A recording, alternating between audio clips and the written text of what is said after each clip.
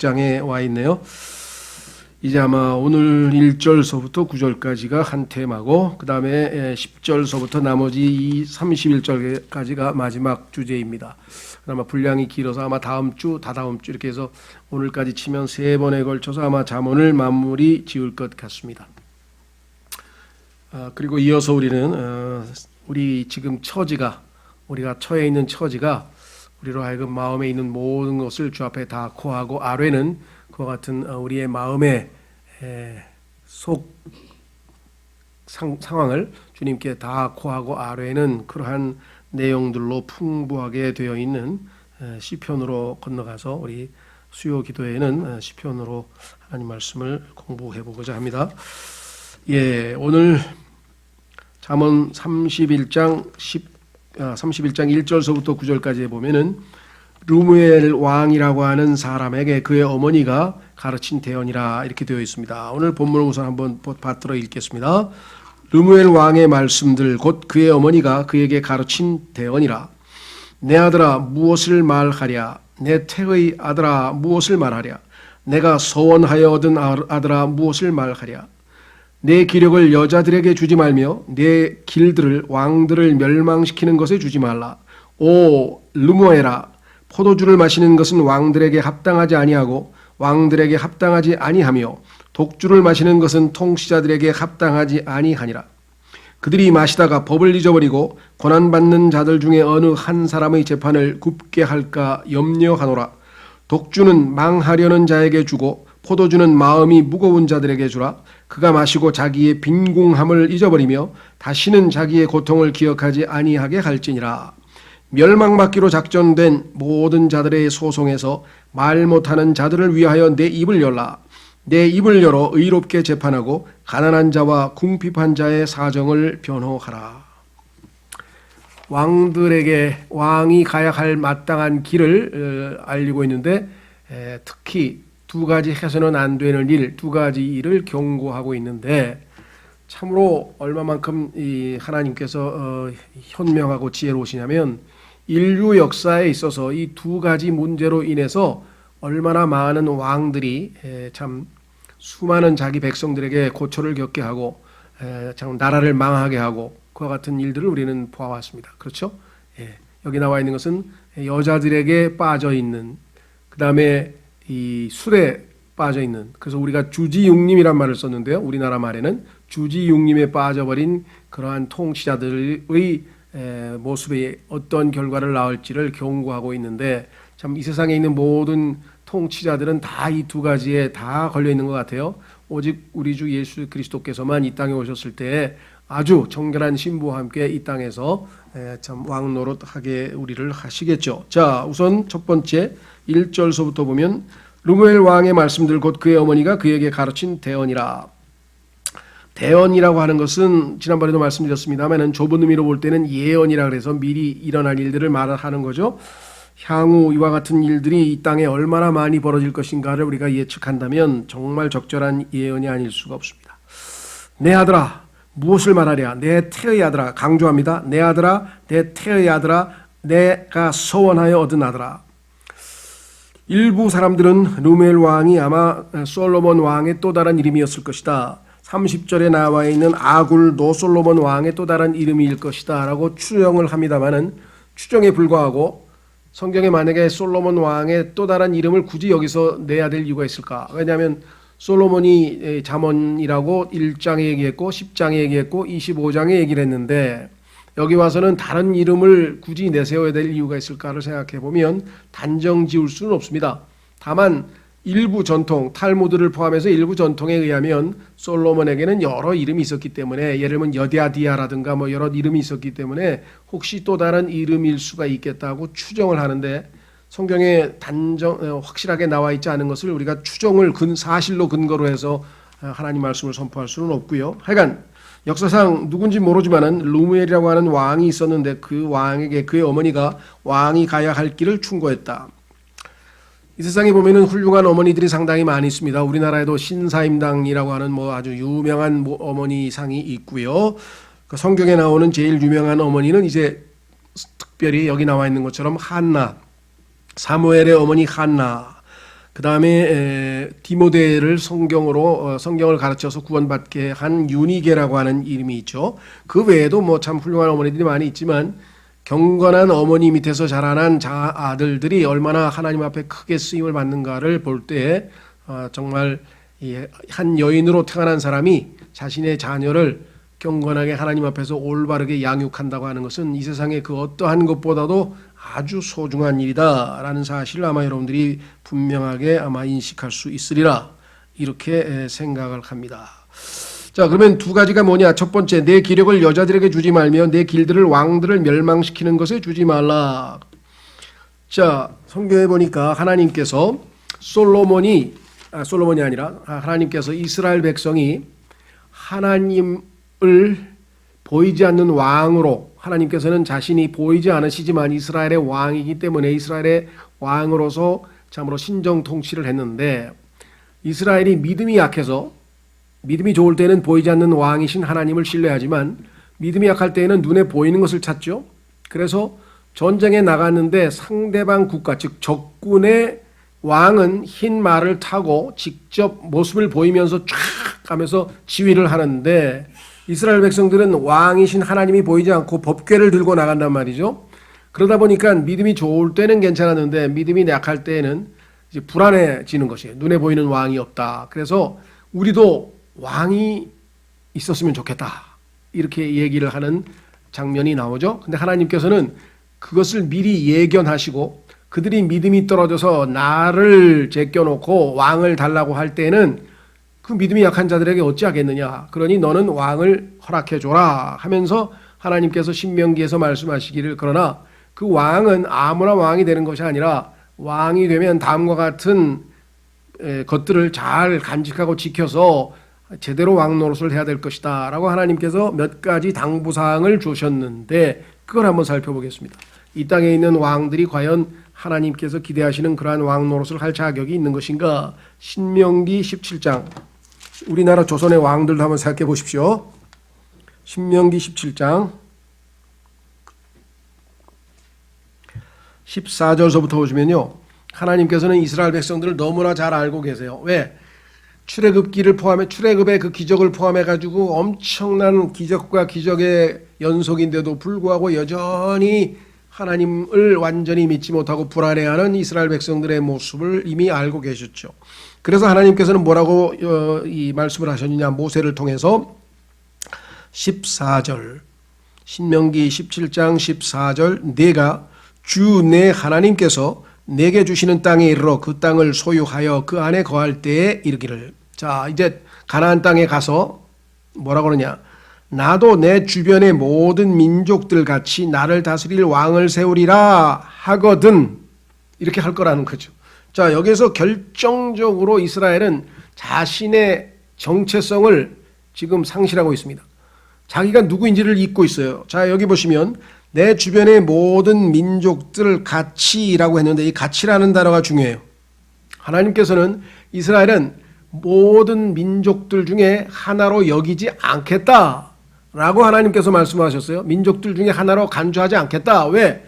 홀리 네이션, 거룩한 민족이기 때문에 다른 민족들과는 다른 삶, 다른 방식의 삶, 다른 가치관의 삶, 다른 올바른 신을 섬기는 뭔가 다른 모습을 보여줘야 된다라고 해서 거룩한 민족으로 독특한 백성으로 뽑아놨는데, 다른 민족하고 똑같이 되겠다 하면 세상에 있는 왕국들과 똑같은 왕국이 되겠다 그러면 하나님을 섬길 수 있는 자격이 없는 거죠. 그런 의미에서 봤을 때 다른 모든 민족들 같이 되겠다 라고 하는 것은 결정적으로 이스라엘이 하나님께서 자신을 거룩한 민족으로 뽑은 그 엄청난 사실을 잊고 있는 것이죠. 자신의 본분을 망각하고 있는 모습이다.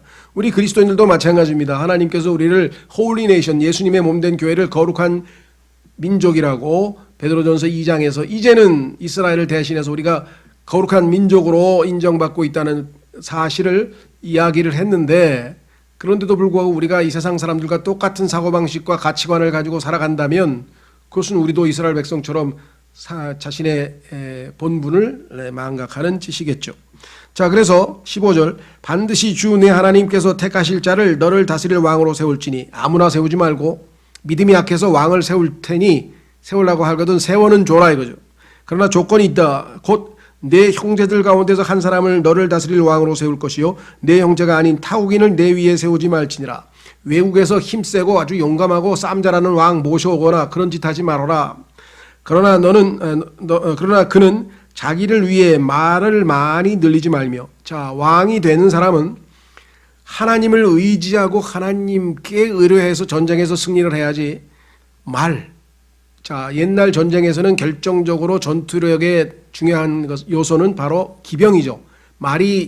기병이 좋은 나라가 전쟁에서 승리하잖아요. 그죠? 보병보다는 기병이 훨씬 더 강력하니까. 그래서 말을 좋은 기병을 많이 가지고 있으면 승리할 것이다 라고 생각할 때인데, 하나님은 나를 의지하라는 거죠. 내가 전쟁에서 승리하는 왕이니까. 그래서 하나님께서는 말을 많이 늘리려고 백성을 이집트로 돌아가게 하지 말지니라. 말도 많이 필요 없고 그 말을 사러 이집트는 성경에서 항상 세상을 얘기하는데, 세상을 예표하는데, 세상으로, 즉 이집트로 가지 말라 이거죠. 주께서 너희에게 말씀하시기를 너희가 이후로는 그 길로 다시는 돌아가지 말라 하셨느니라. 세상으로 다시 돌아가서는 안 된다 이거죠. 이미 그 이집트에서 홍해를 건넌 후에는 홍해는 이미 다시 돌아갈 수 없는 물로 바다로 다 채워졌죠. 17절. 또 그는 자기를 위해 아내를 많이 두어 자기 마음이 돌아서지 않게 하며.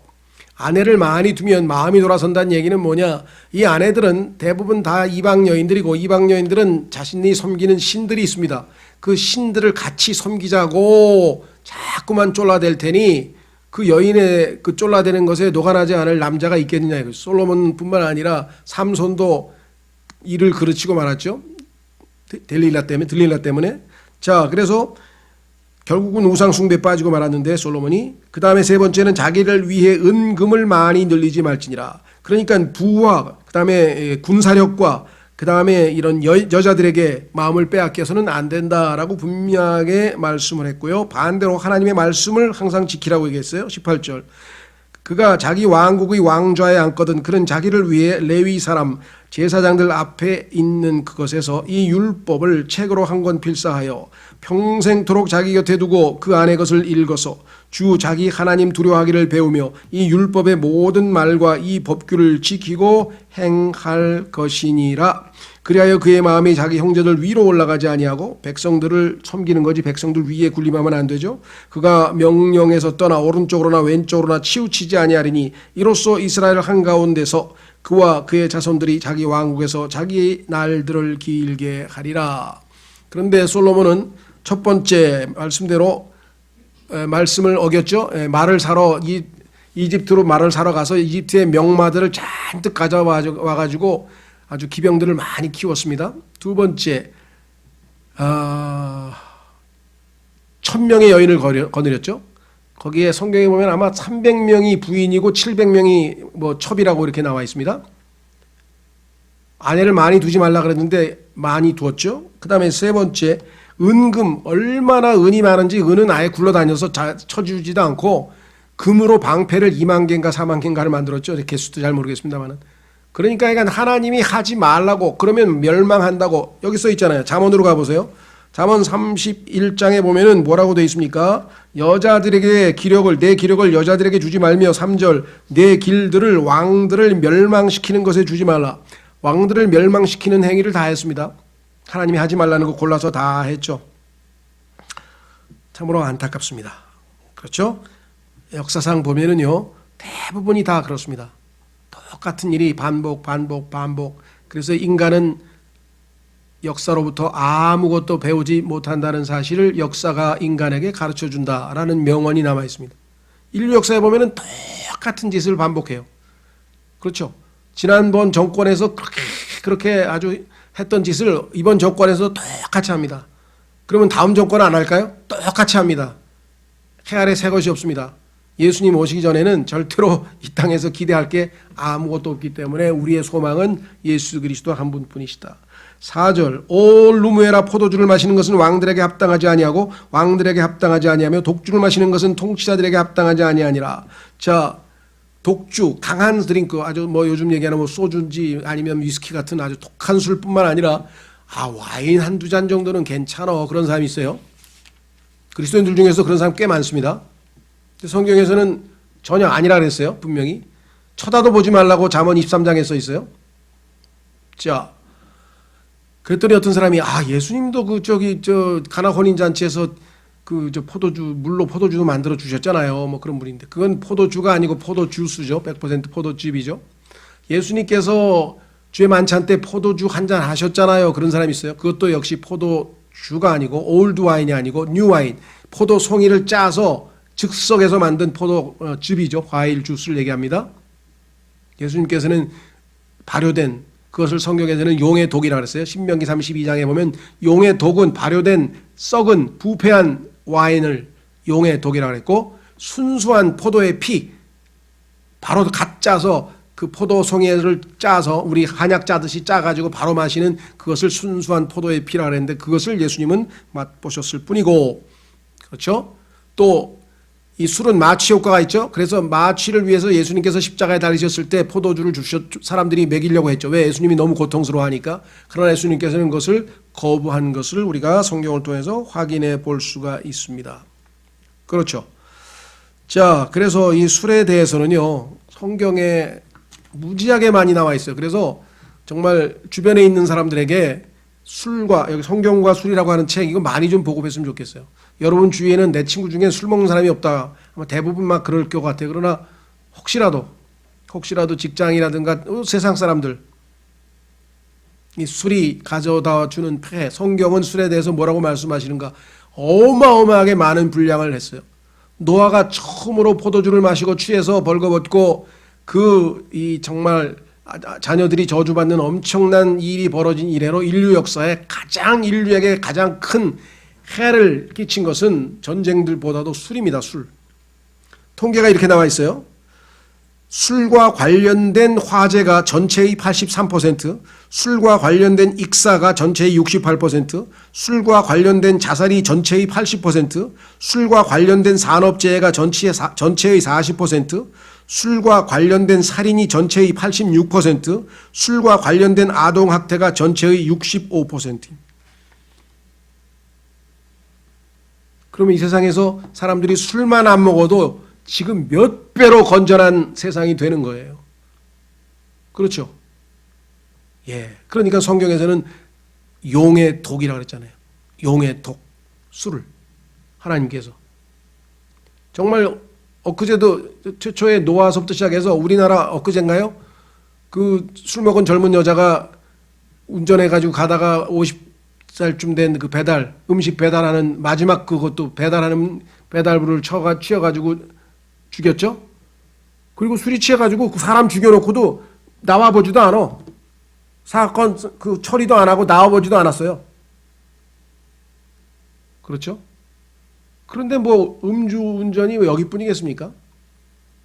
말도 못하고요. 자, 그 다음에 왜 통치자들에게는 합당하지 않느냐. 이 사람들이 나라의 리더들이잖아요. 국가를 운영하는 사람들인데 술 먹고 제대로 판단을 하겠습니까? 판단이 흐려져가지고 전부 다 정실 판단에다가 정말 말도 안 되는 잘못된 정책들이 거기서 다 나오는 거죠. 여기 보세요. 5절 그들이 마시다가 법을 잊어버리고 고난받는 자들 중에 어떤 한 사람의 재판을 굽게 할까 염려하노라. 술 먹다가 다 누구 다 로비하고요. 로비하고 뇌물 주고 뭐 이거 다 술집에서 이루어지는 일이고요. 그렇죠. 오죽하면 우리나라의 한 여자 기자가 신문에다가 그 의견 이렇게 썼는데 그 글 제목이 대한민국 룸살롱 공화국. 이게 무슨 제목인가 하고 읽어봤는데 오래됐어요. 한 15년 됐나? 그런데 내용인즉 보니까 이 여자가 기자니까 얼마나 많은 정치인들을 쫓아다녔겠습니까? 취재하러.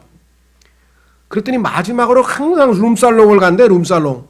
그래 거기서 다 여자들 앉혀놓고 술 마시면서 그래 알았어. 그 돈 잠깐 시켜. 장관도 거기서 결정되고 뭐 온갖 일들이 다 술집에서 결정되는 거야.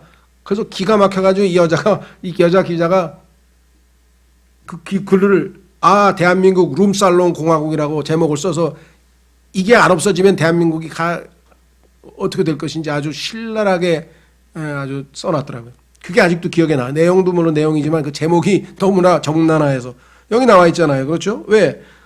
마시다가 법을 잊어버리고 고난받는 자들 중에 어느 한 사람의 재판을 굽게 할까 염려하노라 그랬죠. 밑으로 가서 보세요. 8절에도 멸망받기로 작전된 모든 자들의 소송에서 말 못하는 자들을 위하여 내 입을 열라. 올바르게 재판을 해야 될 텐데 이 당시의 왕은 내 입을 열어 의롭게 재판하고 가난한 자와 궁핍한 자의 사정을 변호하라. 그러니까 8절 9절이 왕이 해야 될 마땅한 의무이건을 5절처럼 법을 잊어버리고 고난받는 자 중에 어떤 한 사람의 재판을 굽게 하면 얼마나 억울한 사람이 많이 나오겠습니까? 지금 이 땅에. 그렇죠?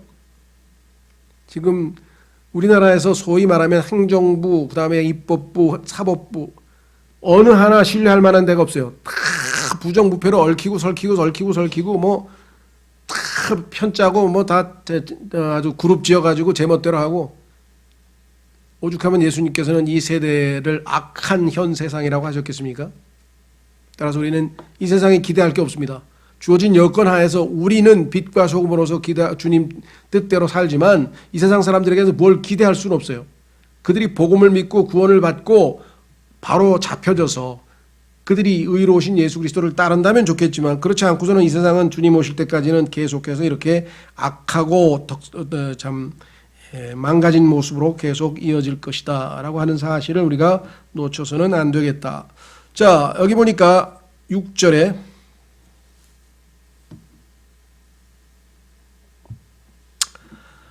자, 6절에 뭐라고 되어 있냐면요. 독주는 망하려는 자에게 주고, 여기서 망한다는 얘기는 멸망한다는 얘기고요. 요한복음 3장 16절에 정말 예수 그리스도를, 하나님의 아들이신 예수 그리스도를 주신 목적이 멸망치 않게 하기 위해서 주셨다고 말씀하셨죠. 그러니까 지옥에 안 간다 이 말이죠. 여기서 지금 망하게 하려고 하는 자는 마지막 종착역이 지옥으로 갈 사람들에게나 줘라 이거죠. 두 번째, 마음이 무거운 자들에게 주라. 이 땅의 근심 걱정으로 우리는 수고하고 무거운 짐진 자들아 다 내게로 오라. 그래서 예수님을 믿고 예수님께 모든 짐을 내려놓고 우리는 지금 마음이 편안하고 가볍죠. 예수님께서 말씀하신 내 짐은 가벼우니라. 그렇죠. 내 짐은 가볍다고 했으니까 예수 그리스도와 함께 가벼운 발걸음으로 믿음으로 이 땅에서 살아가는데, 마음에 심히 근심이 가득하고 무겁다 그랬으니까 그 무거울 근자죠. 근심이 가득하고 이런 사람들에게 줄 게 뭐가 있어요? 위로할 게 하나도 없잖아. 이 사람들은 뭐예요? 이 땅에서 잠시 고통을 잊으려면 어떻게 돼요? 한잔 해야지. 전부 다 술집으로 가는 거예요. 잠시 잊어버리려고, 고통을 잊어버리고 현실에서 벗어나려고. 그렇죠? 그래서 취해가지고 그냥 아무것도 모르는 상태가 되면 잠시 동안은 현실에서 벗어날 수 있지만 그게 잠시일 뿐, 다시 또 아침에 깨면 도로 우리의 현실이 우리 눈앞에 놓여 있는 것이겠죠. 자, 그래서 뭐라고 얘기를 했느냐?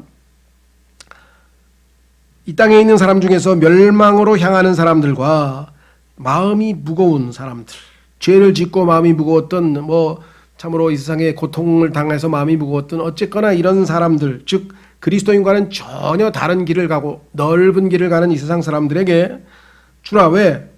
그 사람이 여기 있죠. 마시고 자기의 빈궁함을 잊어버리고, 잠깐 잊어버려요. 그 다음에 다시는 자기의 고통을 기억하지 아니하게 하려 할지니라. 그러니까 이 땅에 술집이 그렇게 사람들이 막 많이 찾고 하는 이유는 뭐냐면 괴로운 사람이 많은 거예요. 물론 즐거운 사람들도 뭐 또 술 먹는 경우도 있겠죠. 그러나 정말 이 고통스러운 사람들은 이 술로 잠깐 현실에서 벗어나려고 하는 것이죠. 자, 어떤 사람들은요 6절 7절을 잘못 해석을 해가지고 마치 하나님께서 이 땅에 살아가는 모든 인간들이 참 고통스럽고 힘들게 사는데 술이라도 한잔하고 잠깐 고통이라도 잊어라, 그래서 하나님이 권고하시는 말씀인 것처럼 착각하는 사람이 있는데, 로마 카톨릭에서 그렇게 해석을 해서 크리스마스 때도 술도 마시고 교황도 술 마시고 뭐 신부님도 술 마시고 그런다는데, 글쎄요, 또 전도서에 보면은 하여간 먹고 마시는 것보다 더 낫는 게 없다는 식으로 얘기를 했는데, 그걸 아주 자기들에게 야전 인수격으로 해석을 해서 죄를 즐기면서 하나님 말씀에 그렇게 써 있다. 얼마나 이 세상이 눈물 골짜기고 고통스럽고 힘들면 하나님께서 한잔 하라고 했겠냐. 잠시 고통을 잊어라. 그러셨다는 거예요. 우리는 그것으로 고통을 잊지 않습니다. 그렇죠? 예수 그리스도께서 우리가 믿으면 멸망치 아니한다고 약속하셨고, 우리는 예수 그리스도의 짐은, 예수님께서 내 짐은 가볍다고 말씀하셨고, 예수 그리스도께서 우리를 부자가 되게 하기 위해서 가난하게 되셨으니까 우리는 지금 풍성한 삶을 사는 부자라고 말씀하셨고, 우리는 진정으로 마음의 평안을 누리는 평안의 길을 걷고 있는 사람들이기 때문에 6절 7절에 나와 있는 이 세상에 속한 참 예수 그리스도와 진리를 알지 못하는 사람과는 전혀 다르다라는 사실을 우리가 잊어서는 안 되겠습니다. 그렇죠? 자, 그래서 8절로 가보겠습니다. 8절에 멸망받기로 작정된 모든 자들의 소송에서 말 못하는 자들을 위하여 내 입을 열라. 정말 말 못하는 사람들, 입이 있어도 말을 할 수 없는 처지에 있는 사람들이 우리 주변에 얼마나 많습니까? 그런 사람들을 위해서 정직하게 올바로 판단해야 되는데, 그래서 9절에 내 입을 열어 의롭게 재판하고 가난한 자와 궁핍한 자의 사정을 변호하랴. 오죽하면 우리의 사회에서 지금도 아마 다 유행하겠지만 한동안 많이 유행했던 그것이 유전무죄, 무전유죄였습니다. 무전, 돈이 없으면 유죄가 되고, 유전, 돈이 있는 자는 죄가 있는 사람도 다 무죄가 되어버리는 그러한 아주 사법부의 또 우리나라의 소위 말하면 사회의 아주 잘못된 모습들을 그렇게 상징적으로 표현을 했던 것을 우리가 아는데요. 자, 그래서 이것은 왕의 그 품격, 왕의 자격을 나타내는 표현이고요. 술을 마시면 7절 8절에 나와 있는 그와 같은 8절 9절에 나와 있는 그와 같은 모습을 전혀 보일 수 없다라고 하는 사실을 우리가 알 수가 있죠. 자, 영적으로 적용해 보면 우리도 솔로몬처럼 왕입니다. 우리도 성경에 보니까 계시록 1장 5절에서 우리를 왕과 제사장으로 예수님께서 만드셨다고 분명하게 나와 있고, 그래서 우리는 포도주보다도 예수 그리스도의 사랑이 더 그립다고 솔로몬의 아가 1장 4절에서 말씀을 하고 있었고, 그렇죠. 따라서 결코 술은 우리 그리스도인들에게는 해당되는 것이 아니다라는 사실을 우리가 분명하게 알아야 되겠습니다. 정말 이 술과 관련지어서 성경에서 정말 이 자신을 정당화하기 위해서 예수 그리스도께서 아까도 말씀드린 것처럼 가나 혼인잔치에서 포도주를 이렇게 기적을 일으켰다든가, 아니면 무슨 주의 만찬 때 마지막 십자가를 지시기 전에 6월절 날 포도주를 잡수셨다든가, 또 야고보서에 나와 있는 약으로, 즉 사도 바울이 위장이 약한 디모데에게 포도주를 조금 써서 물에다 이렇게 섞어서 희석을 해서 우리 활명수 같은 거 보면은 알코올이 좀 들어가 있지 않습니까? 그런 것처럼 그렇게 활용하라고 했는데 그거를 갖다가 마치 술을 허락한 것처럼 얘기를 했다든가, 이렇게 해서 얼렁뚱땅 넘어가서는 안 되고요. 자, 그래서 우리는 한번 확인을 해보고 마치겠습니다. 잠언 23장에 가면 하나님께서 술과 관련지어서 이렇게 적나라하게 정확하게 표현을 해 놓으셨기 때문에 더 이상 변명의 여지가 없다는 것을 우리가 확인을 해야 되겠습니다. 그렇죠? 자, 그래서 잠언 23장 29절서부터 35절까지는 성경에서 술꾼들에게 아주 1대1로 정확하게 경고하고 있죠. 잠언 23장 29절 재난이 누구에게 있느냐? 술꾼에게. 슬픔이 누구에게 있느냐? 술꾼에게. 다툼이 누구에게 있느냐? 술꾼에게. 제잘거림이 누구에게 있느냐? 술꾼에게. 까닭없는 상처가 누구에게 있느냐? 술 먹으면 싸우죠? 술꾼에게. 붉은 눈이 누구에게 있느냐? 술꾼에게. 여기 써있네요. 30절. 오랫동안 포도주에 머무는 자들에게 있고 섞은 포도주를 구하러 다니는 자들에게 있느니라. 섞은 포도주. 요즘에는 소맥이라 그러나요? 하여간 섞어서 먹는 그 독주를 또 그렇게 먹는 풍습이 있죠. 자, 그래서 31절. 너는, 우리 하나님을 섬기는 자들은 포도주가 붉거나 잔에서 제 빛깔을 내거나 스스로 똑바로 움직일 때, 포도주가 출렁출렁하면서 아주 멋지게 보일 때 그것을 바라보지 말라. 왜? 미혹돼서 또 마실 수밖에 없죠. 그렇죠? 마침내 그것이 뱀같이 물고 독사같이 쏘나니. 그래서 신명기 32장에서는 하나님께서 이거 와인을 용의 독이라고 하셨다. 올드 와인을. 33절 내 눈은 낯선 여자들을 바라볼 것이요. 전 세계 어느 나라 문화를 가도 술과 여자는 같이 따라가게 되어 있습니다. 그렇죠? 술과 여자. 오늘 잠언 30장에도 나와 있죠. 술과 여자. 그래서 여기 나와 있죠. 뭐라고 되어 있습니까? 내 눈은 낯선 여자들을 바라볼 것이요 내 마음은 비뚤어진 일들을 말하리로다. 술의 부작용. 참으로 너는 바다 한가운데 누운 자 같으며. 바다 한가운데 누우면은요 어떻게 됩니까? 파도가 이리 치고 저리 치면 몸이 왔다 갔다 하면서 어질어질하고 그러죠.